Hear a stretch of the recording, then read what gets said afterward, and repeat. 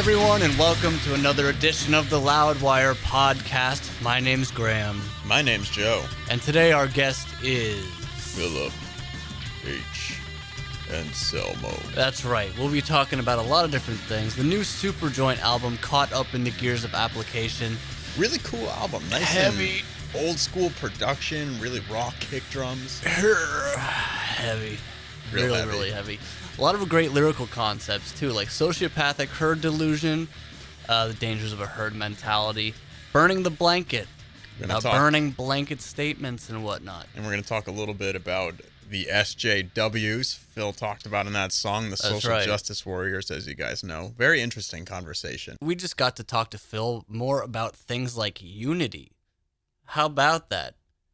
You know, again, these are conversations that I kind of wish more people would have. I wish more people would talk about bridging the gap, but... And something that he said was the importance of listening to both sides. Right. Everyone, keeps saying as a soundbite, we need to bring this country together and all that stuff. And right now it's very difficult to do that. But it's more than just saying it. And it's more than just blindly attacking another side. There needs to be an open dialogue of not just an exchange of verbal blows. Yeah, that's another thing is that here's one, for example. One thing we're talking about as fairly liberal gentlemen, Joe and myself, is the PC culture we live in. And we think that's nonsense. I enjoy talking about smashing the little glass bubbles that we live in. Of course, we're not going to do that with one podcast, but hey, it's a step. And if you feel the same way that we do, and turns out Phil and Anselmo does also, you'll enjoy this podcast. You'll enjoy this conversation we had with them. And, of course, if you want to talk about music, talk to music about Phil. We talked to him about some essential... I think it's talk to Phil about music instead of talk to music about Phil. Did I say music about Phil? You did. It's okay. That's why you have a co-host. Oh, thanks, dude. We talked to Phil about some of the most essential New Orleans metal bands. Yeah, we asked him to pick his favorite, and there's a lot for him to mull over. I mean, especially he knows all these guys. He's friends with everyone, and there's a lot for us to mull over, too, never mind being entrenched in the scene like that. So yeah, stay tuned to find out what his favorite New Orleans metal album is. Yeah, it's a surprising one, and it's probably one that you haven't heard, to be fairly honest.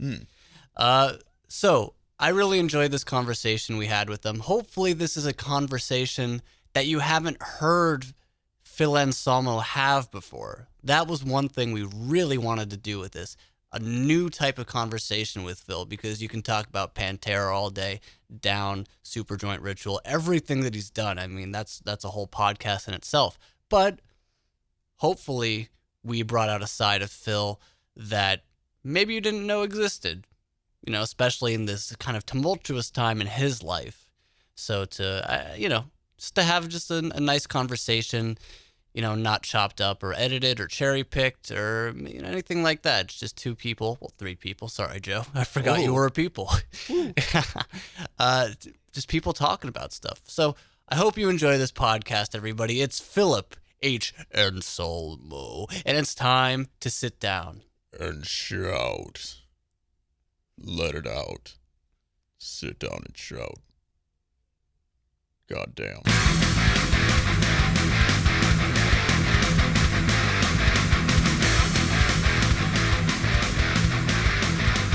Hey there, Graham.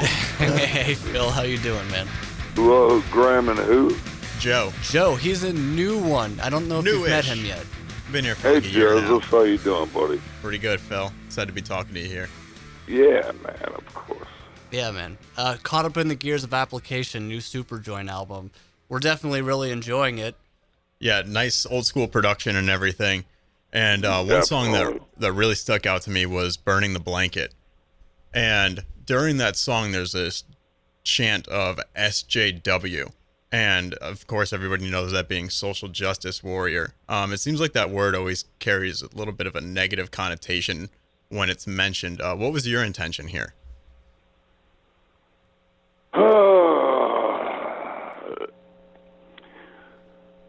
Honestly, it was my reflection of the battle that goes on between what's just out there in the world and what is deemed offensive by some, acceptable by others, and really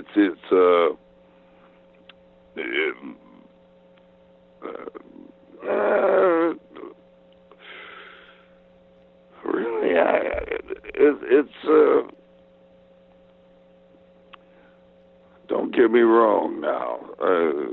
Social justice is very important, extremely, extremely important, but I think when... It seems like you have to be careful the way that you approach any kind of situation, whether you're fighting for the good or there are some people, of course, talking about the bad, but you have to be diplomatic about it. And absolutely, and it's like it's tough for me to. I guess I was looking at it as a spectator and how one side will claim it's for the good, whilst you'll get this other side that claims this is for the bad, and it's just an overview, really, of the battle between this really all the tweeting and Twitter wars and all this just back and forth between the political people or the one group or another group or another group or another group or another group, and then subsets of those groups, and then within the same groups you get division and division and division, and really my only outcome was that, you can say you can say, I am for this group, I am for a certain thing, and then it could be 1 month, it could be 6 months later, you can have the same group of people that are supposedly in cahoots together or supposedly on each other's sides, all of a sudden disagree on one minute fraction. So just like a nuanced detail of what the other, their supposed allies agree on, and then all of a sudden there's division there. And it's like, God damn, man, it's like there's no right answer. There's no agreeing or you're wrong. There's no disagreeing or you're double wrong. It's like, it seems like it's this futile argument, and it's just ongoing, and I just thought the whole thing was just a little ridiculous, because I don't participate in social media for large part, especially Twitter and all that shit. Man, I'm a songwriter, and really all I've seen from today's you tack on, now social justice is one thing, but you tack on the warrior, and it does get a negative connotation. It seems to me that it seems like people are quick to jump out. Going along with what I said earlier about it's impossible to agree or you're wrong. And it's possible to disagree. It's impossible to disagree because you're especially wrong. And then there's no conversation at all. There's no middle ground. So really, all I see between even their own group that they supposedly represent or whatever, that there's just it's a bunch of divide and distraction, and that's just how I took it. Yeah, it seems like it's just causing a lot more arguments between people, and frivolous arguments to some degrees. You know, it's like, man, there's a lot of there's other things in life. You know, there's this thing called reality. You know, and I don't know. It seemed like it seems like just a bizarre phenomenon of sorts to me, man. It does. And now, where do you think more extreme people would lie in today's climate? Say, like somebody like Seth Putnam, who's obviously no longer with us. Yeah, but we've been joking that we need him more than ever these days. It's kind of smashed a bit of PC culture.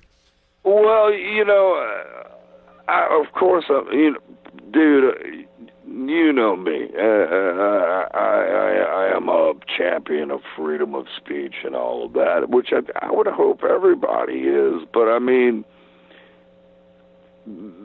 there are certain people out there, I guess, that just, you know, when they say something is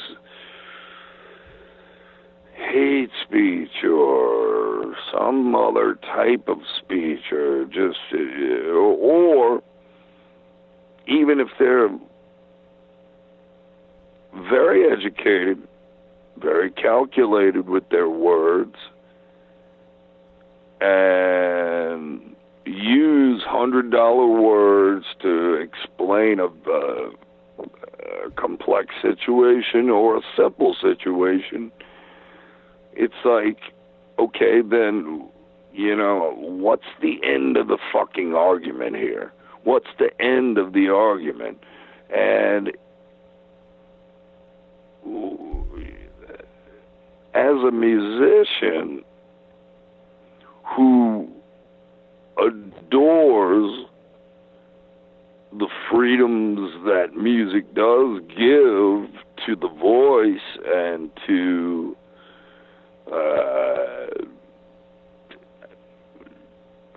really to the voice and to the art of music, which is a free thing. You know, you can sing really about anything. If you look at a death metal band, you know, you could look at that, and if you sat there and just took everything deadly serious, you would be misguided, to say the least. You know, it's you know, most death metalers I know are probably the sweetest people on earth, in my opinion. the nicest, the coolest, most down to earth, fucking real people who just like horror films or true horror or the true horrors of life that have been shown to us, you know, that we've grown up with, whether it be from the television set or in the modern times, you know, from the freaking internet, you know. It's like, man, you know, it's like anything, you know, and for me, it's like, I don't get it, man. It's not like I don't get it, but I don't.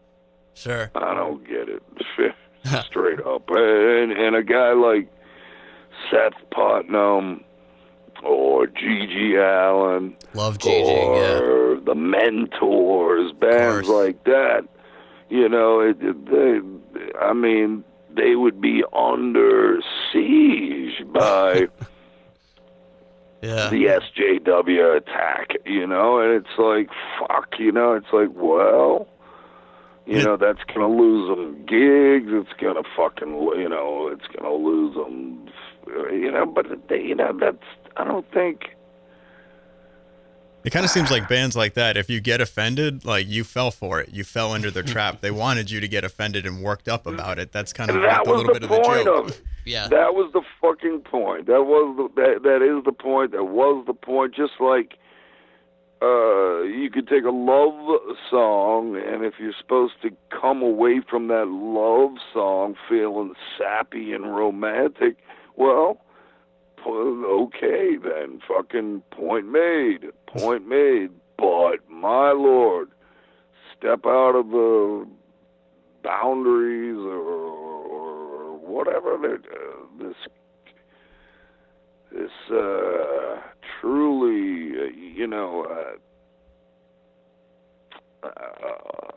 silencing movement, that to me, to silence anyone really is an infringement on free speech, and then you got, of course, the sect that adores the conspiracy, or they'll sure. see half a video and they'll take the old cherry pick lines and use the end result, or pick the lines that they choose the most offensive or something like that. Yeah, in order to fit their own agenda. Take them completely out of context. And that's in itself it's bullshit. Yeah. And I think that speaks a lot to the new track, Sociopathic Herd Delusion, and the dangers. Exactly. Bingo. Yeah. Thank you. The dangers of herd mentality. For sure. And one thing that really caught me about that song is that when you use the word sociopathic, to me, sociopathic absolutely means, someone with a lack of empathy. So, I mean, I feel that can be very dangerous. And I feel like there is definitely a sociopathic herd delusion happening today that we can see. Absolutely. Agreed 100%. And what's funny is it seems like the ones that are screaming the loudest that really, that one sect has zero empathy, it sure seems like when that same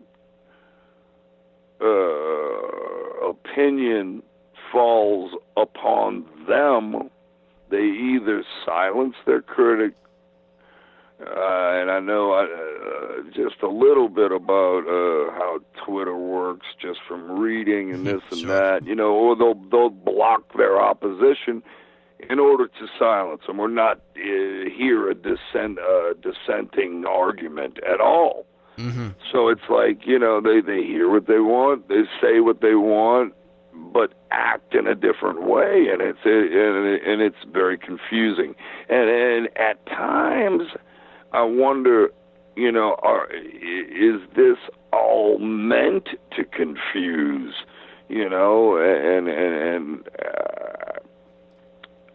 It's got me confused, but it doesn't in a weird way. It's like, all right, I agree with some of what you're saying, but I disagree with parts of what you're saying, depending on the group or the movement or whatever. And the second that bit of disagreement comes in, it's all of a sudden it's like, well, you don't understand, and you understand, and here's the reasons, and none of the reasons are valid, because my biggest thing is this. I don't, and if this is something you can go back and look at, it's like I've always spoken out against gangs and whatever, and to stand on your individual feet and individuality. God damn it! It's like, where is the individual within a massive group? It's like I'm much for individuality, and sure. In my mind, individuals would not. And this might be ironic in itself, but individuals would not form groups. They would disperse. They would disperse. Oh, man, Anyway. And now you've said in an interview with Clairvoyant that most of the lyrics for this new album were written before Dime Bash happened. Just curious. That is true. Now, you said most of it was like 98%. What was actually written after that incident? Oh man, I think what I meant by that was final mixing, final. Maybe just tweaking a couple words here and there. No, I don't even think words. I'm thinking mixing. As far as writing, that might have been a slip of the tongue. The writing was done. Okay. I think what I meant was the finalization of the record, meaning mixing and mastering and finishing. But really, I'd been keeping an eye on the what's going on in the world today. Normally I open up my newspaper via internet these days, of course, and I'll go to my local news, and I'm looking just to see what the hell my sports team is doing.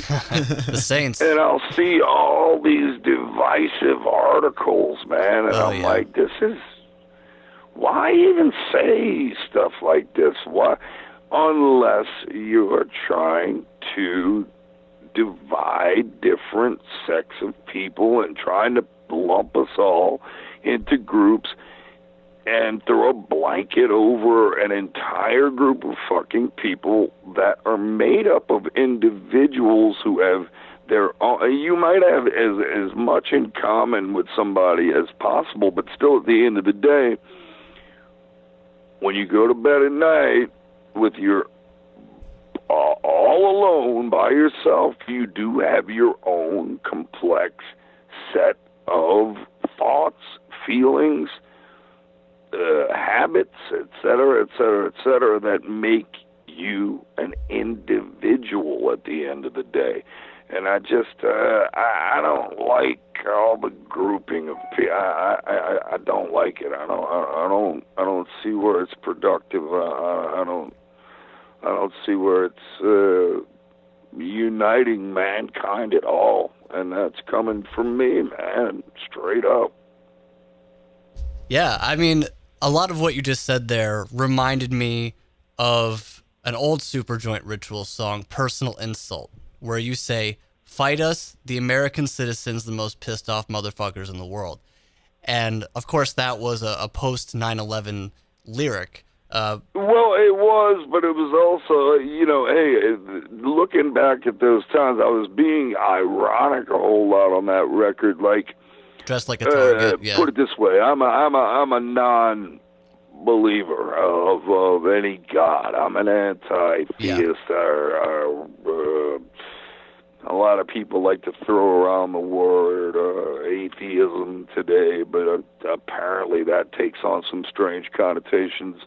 But I've never believed in some eyeball in the sky, and I'm sorry, that's just how I feel. And I wasn't raised in a religious household. I was never required to go to church. I've never have been baptized, thank goodness. So it's like, getting on point here. I was being very ironic, like at the end of the song, the U.S. is the great Satan and all that type shit. It's like, is our government corrupt and evil and all that type shit? Well, that was a what if you could be, or it's questioning whether or not, every war that we're drug into, or the rhetoric used by people that read major publications and come away with these with ideas and beliefs, even,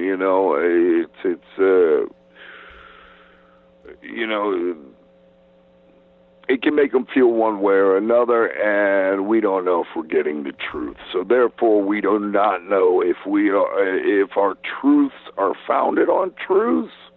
So, a lot of that is tongue-in-cheek. A lot of my writing, most of my writing, is absurd on purpose and tongue-in-cheek almost fucking always. And gets the conversation started. But returning to that line, because in that climate, the post 9/11 immediacy, there was a huge sense of nationalism, and now it seems that the country is divided more than ever. So fight us, the American citizens, the most pissed off motherfuckers in the world. How do you feel the last bit of that line has changed given today's current climate? Well, I could pose the question back to you. Was I wrong? Well, I would say that we are definitely pissed off at each other. At this point, I think a lot more than we are pissed off at people elsewhere in the world. And I think that may be an issue because I think as you're talking about divisiveness, we are divided against the people that we could be uniting with for certain goals that I think we all agree with. But where does the conversation break down? I don't think we're even able to have conversations at this point. We're not. That's the thing is that, again, the herd delusion, everyone is so quick to stick to their side. And people are not even able to criticize their own side. They're afraid to say something that goes against their little group. I totally agree. Yeah. Slightly so, for being called one of these ists or isms or phobias or whatever. And really, it's just, man, it's a bunch of word fucking salad, buzzword salad that just I don't. And it seems I'm like not a lot of big people. Fan of. It seems like a lot of people are defending these issues because if they don't come to the rescue and defend it, they're going to get labeled as a racist or something like this. They will be labeled simply something. by not fighting it, not doing anything for the other side, but just by simply not voicing out. Honestly, it's like today there's no winning, or there's no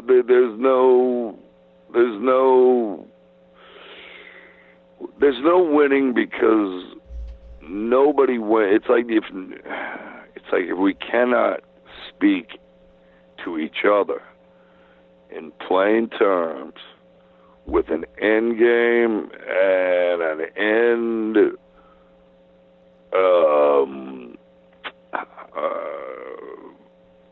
direction to all strive for, then we can't speak to each other. It's futile. Yeah, I think there is definitely a huge problem of communication. Like, our politics right now are being used very, very precisely as a wedge between us. And I don't even think that is anyone's fault in particular. I think it is sort of a groupthink mentality. That sort of thing makes me extremely pessimistic about the future. And I really feel at this point, like, I'm very pessimistic about us being able to communicate, say the left communicating with the right or vice versa. I want to know, are you optimistic about the future right now? Well, that's interesting because I guess everybody's a little bit uneasy right now. Mm-hmm.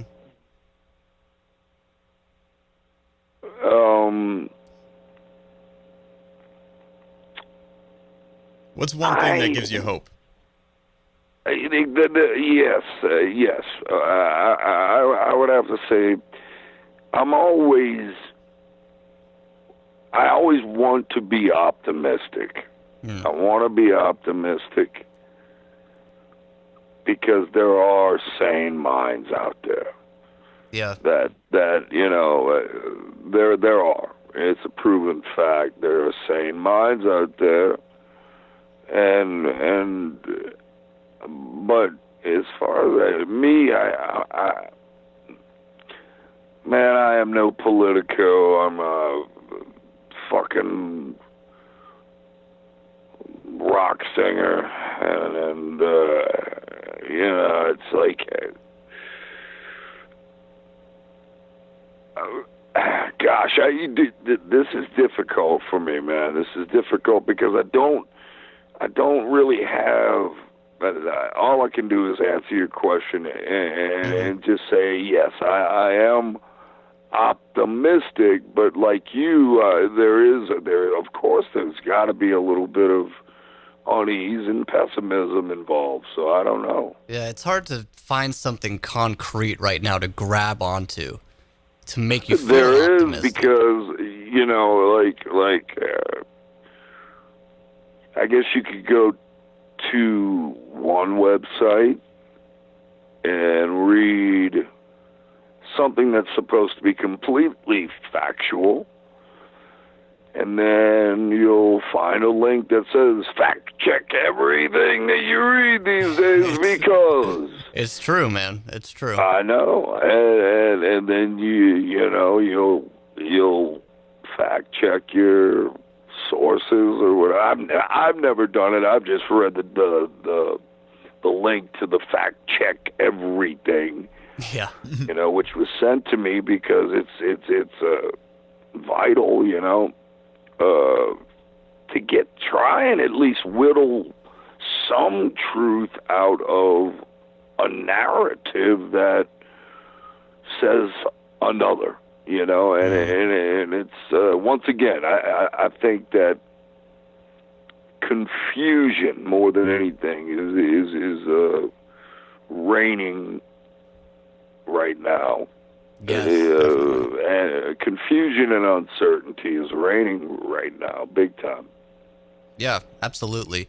I mean, that confusion, I think, has affected all of us, especially in our interpersonal relationships with people who we may have different, political, religious, whatever have you, opinions. We have different opinions from people that we love. Has this election at all, regardless of what side, has it put any strain on any relationships that you have personally? Ooh, I try and stay out of it as much as possible. So when it comes up, I listen. I listen to one side that is for, let's say just Republicans and Democrats, Sure. and it's really, it's interesting. I stay out of it, but it's bizarre. It's like we all want the same things, but then we don't, of course. And it's like it is 2016. It's about to be 2017. You would think that by now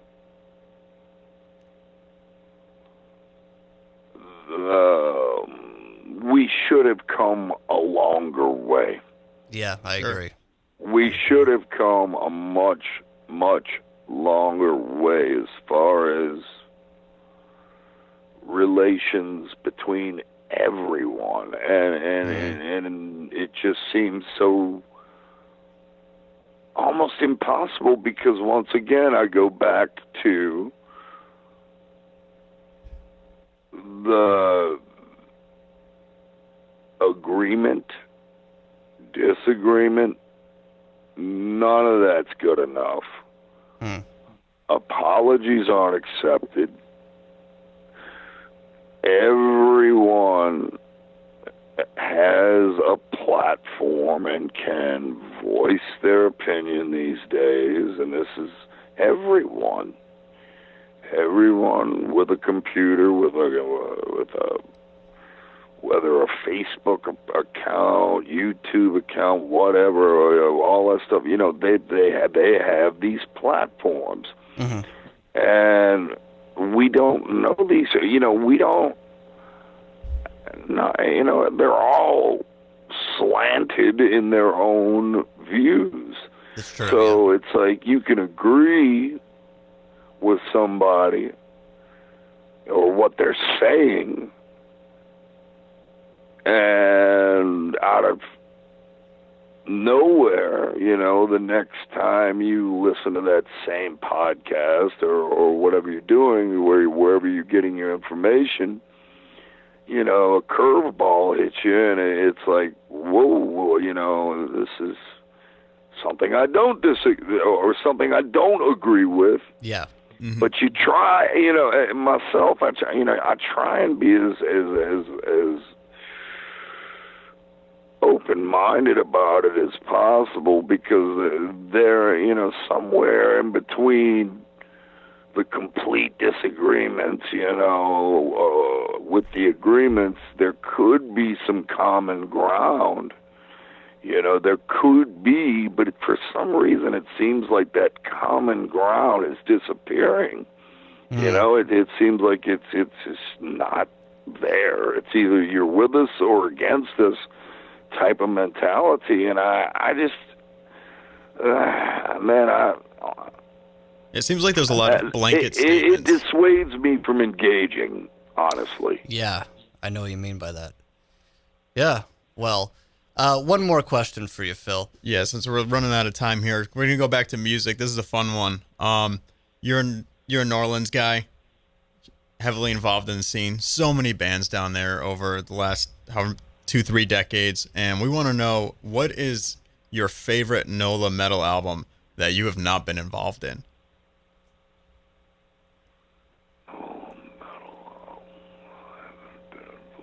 We got a lot of stuff. It's a tough one, Crowbar, Soylent Green, Corrosion of Conformity, Acid Bath, Goat Whore. Lots of good stuff down there. Yeah. Yeah, well, I might have to. You could cheat if you want to pick like a loose couple, no, 2 or 3. I might knock the ball out the park here and freak you cats out, but okay. Trying to think of a date here without. I'm not going to cheat. I'm just going to think. Okay. But are we just talking music? Just music? Yeah, music. Just New Orleans metal album that you were not involved in. No, now you say metal album. Well, because I was gonna say Dr. John, Right Place, Right Time, because it's a great album, and I've got the 45 version of Right Place, Right Time. And on the flip side, there's a song called I've Been Hoodooed, and that's a killer song, and I love Dr. John. But, oh, man, metal record, jeez, damn. A favorite? You're killing me. Oh. And you said you weren't going to cheat. You gave that option up now. Yep, no cheating. I'm not cheating. I'm not at all going to go to my New Orleans list on my iTunes. Yeah. No, I'm not. I promise. God damn it. It's funny. This is the hardest question to answer out of everything we've talked about today. It's very hard because I don't want to. I mean, and it's something that I am not a part of. What? We got Crowbar, Soylent Green. Well, I've been involved with Crowbar and Soylent Green. I love Soylent Green, but it's to me, my favorite Soylent Green record would be the Pussy Soul album. Ooh. Because I saw that entire thing. I mean, they used to. Well, actually, when they were writing that material, they would practice at my house at certain points because I was doing the second Christ Inversion demo with their drummer, Tommy Buckley, who played on the actual demo. So it's like, man, so I guess that involves me in a strange way, even though Soylent Green were dead. We'll say we'll go with one that you weren't a member of the band for. Yeah. Well, no, I was not at all. I love the Pussy Soul record.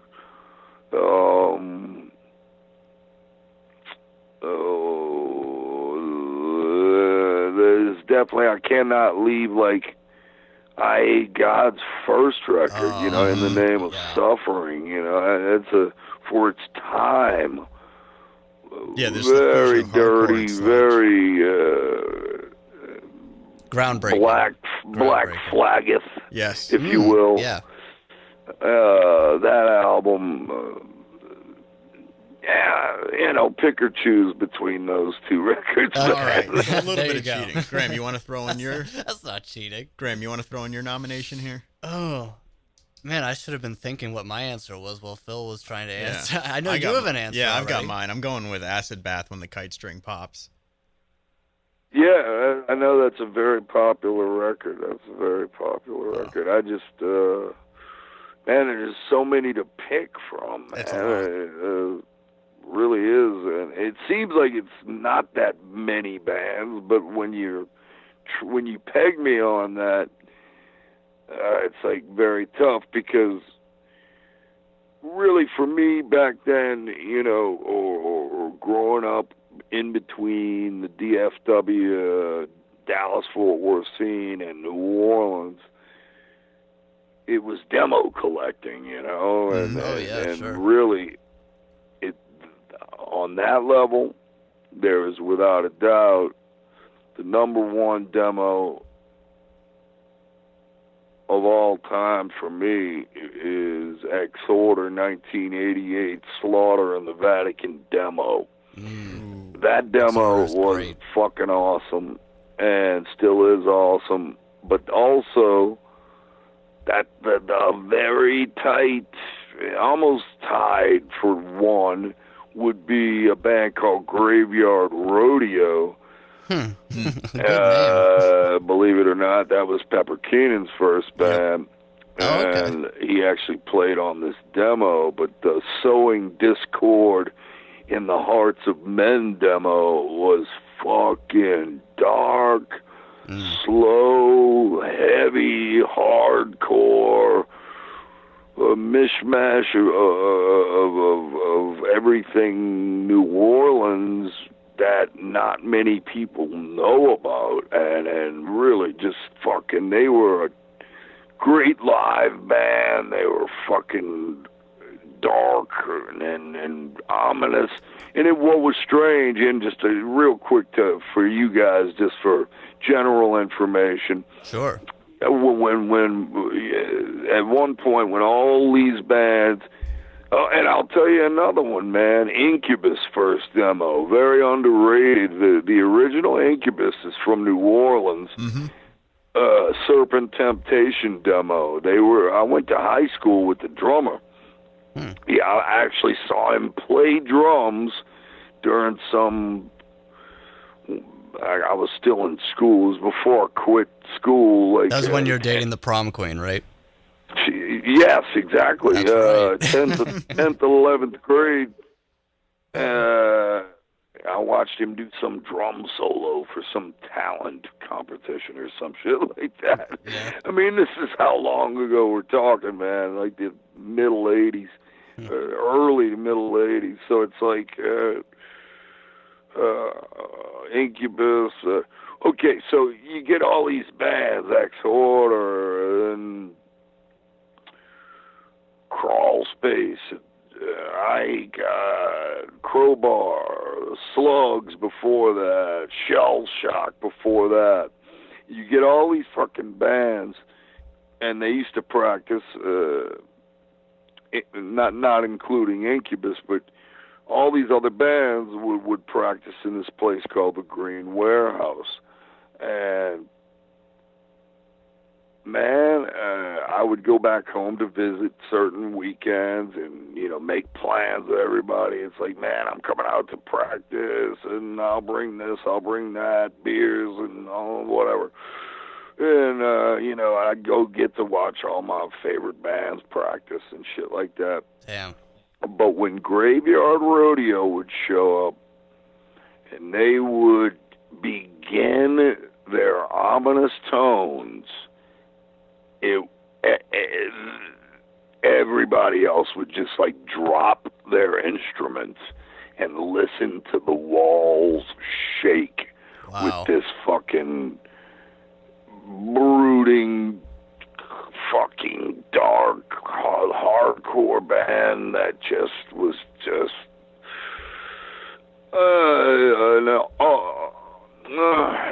it was an assault on the ears, and so fantastic. And they did have a record come out later with the later members. There's no way you could catch that vibe from that record. But back then, man, Sowing Discord in the Hearts of Men demo and all that shit, it really just fucking phenomenal work. So there you go, man. A little bit of history there for you. There it is. There it is. I guess I gotta say I'm a big Goat Whore fan. So me like either Carving Out the Eyes of God or Blood for the Master. But if you're gonna say like one of the ultimate, then like Take As Needed for Pain. I mean, you gotta talk about that one. Phil, thank you so much for giving us some of your time today, man. We so appreciate it so much. Super joint. And right back at you, man. And it's interesting. Y'all touched on some very interesting things, and they're tough for me to talk about because I think it's tough for everybody to understand really right now. Until things sort things out themselves, but are they going to? I don't know, man. I know I'm getting out of the country on Saturday. I'm going to South Africa for 2 weeks, so I'm play with some hippos. Yeah, I'm gonna have some fun getting out of here for a bit, maybe clear my head a bit. That's probably for the best. Yeah.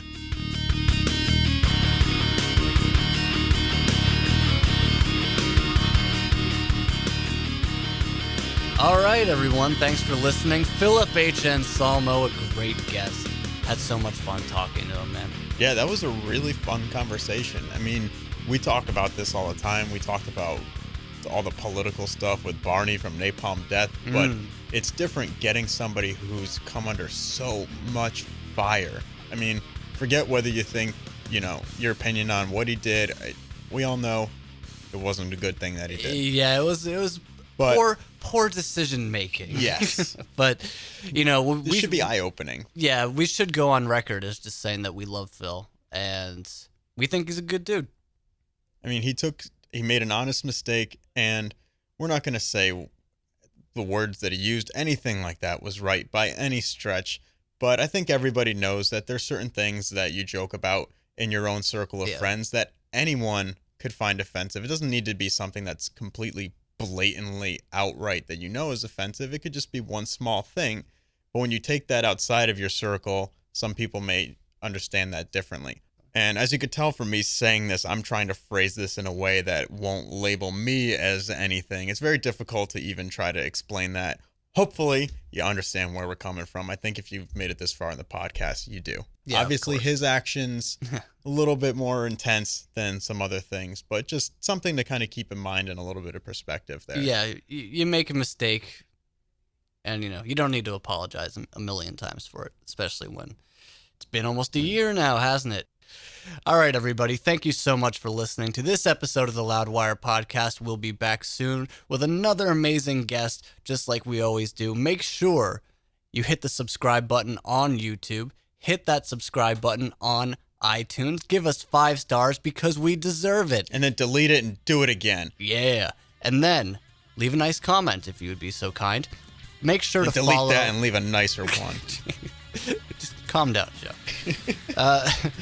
Make sure you follow us, Loudwire, on Facebook, Instagram, Twitter, Go to loudwire.com for all your daily rock and metal news. Follow me, Graham, on Twitter at GrahamWire. And follow me, Joe, on Twitter at IceNerveShatter. It's Godflesh song in case this is the first time that you heard that I have a Twitter. Exactly. Thank you all so much, everybody. We'll be back soon. Have a good one.